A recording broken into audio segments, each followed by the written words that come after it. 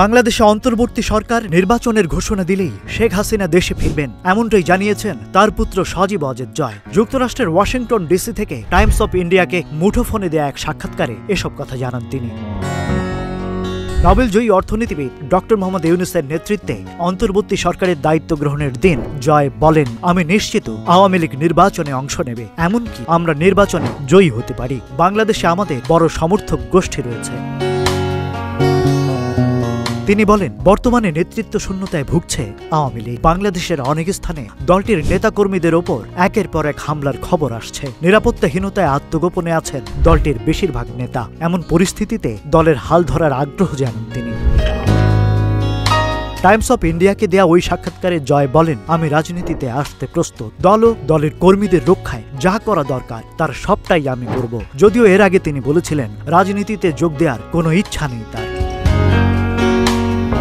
জয় বলেন, আমাকে যদি রাজনীতিতে যোগ দিতে হয় তবে আমি তা থেকে নিজেকে বিরত রাখব না। আমার মা এই মেয়াদ পূর্ণ করেই রাজনীতি থেকে অবসর নিতেন। আমার কখনোই রাজনৈতিক উচ্চাকাঙ্ক্ষা ছিল না। আমি যুক্তরাষ্ট্রে স্থায়ীভাবে বসবাস করছি। তবে বাংলাদেশে কয়েকদিন ধরে চলা ঘটনা প্রবাহে নেতৃত্ব শূন্যতা তৈরি হয়েছে। এই অবস্থায় দলের জন্য আমাকে সক্রিয় হতে হবে। এখন আমিই সামনে আছি।